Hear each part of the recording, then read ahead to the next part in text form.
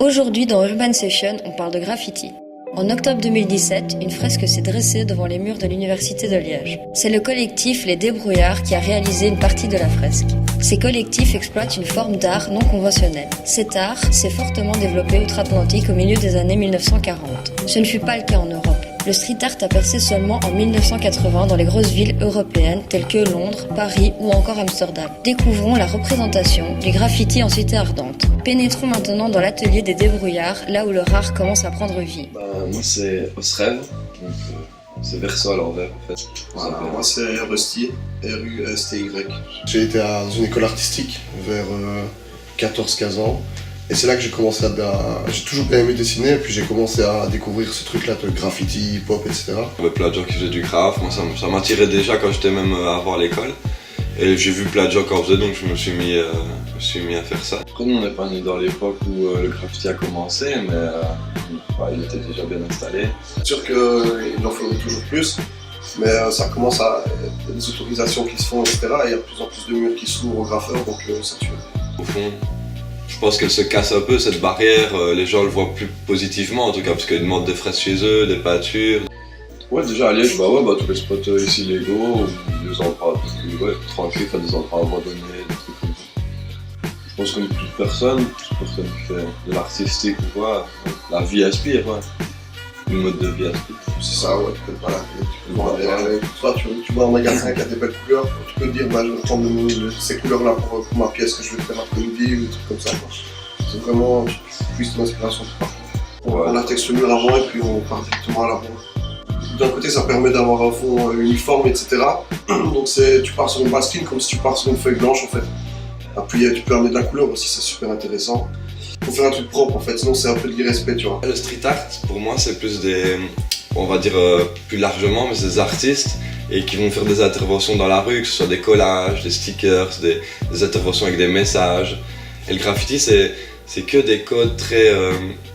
c'est un monde en fait. Pour comprendre le graffiti, pour comprendre des lettres, tout ce qui se passe autour du graffiti, il faut en faire. C'est ça qui est bien avec le graffiti, je crois que c'est de jouer avec le lieu. Tu vois un mur dans la rue tout pourri, tu peux le faire, tu peux le rendre beau, c'est jouer avec le lieu. Ils avaient fait une pièce dans des vieux escaliers comme ça, et donc ils avaient suivi l'escalier qui montait, ça je trouve que ça tuait.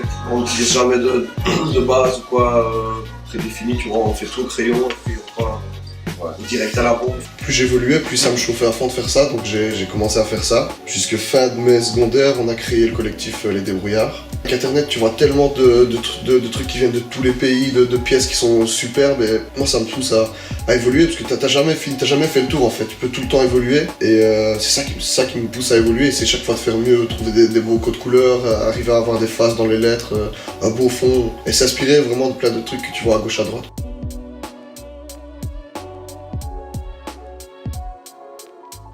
Le graphe est un truc qu'on appelle le white style. C'est un truc super compliqué avec des lettres toutes déconstruites, tu sais même plus lire. Et il y en a qui font ça très bien, mais moi je sais bien que c'est pas mon truc. Moi je fais plus des lettres simples avec vraiment un truc homogène, tu vois. On essaye d'utiliser un max de couleurs à chaque fois parce que on a quand même beaucoup de bombes, beaucoup de gammes, etc. Donc il y a moyen de se faire plaisir. Je sais bien que moi j'utilise souvent des mauves, des bleus et des roses.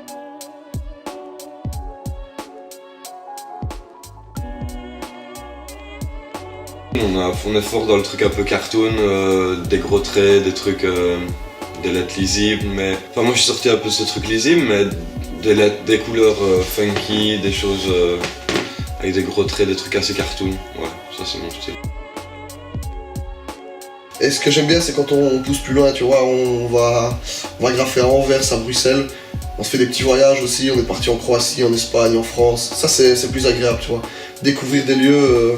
Par exemple en Espagne on a peint un mur une fois, c'était en bord de plage, tu vois, gros soleil et puis la plage derrière, ça c'est terrible quoi. Ce qu'on fait, on travaille souvent dans l'atelier ici, on met de la musique et on est 2-3 à dessiner en même temps et ça c'est une atmosphère plutôt cool. Maintenant je peux aussi mettre des écouteurs et dessiner dans mon coin tout seul, il n'y a vraiment pas de règles.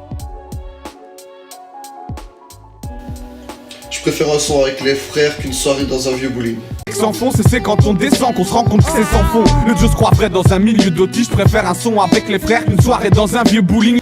Et ça déchire parce que au final lui il parle de son, mais c'est comme si ici je préfère dessiner avec mes potes que faire une soirée pourrie. C'est un art qui se veut unique et indépendant.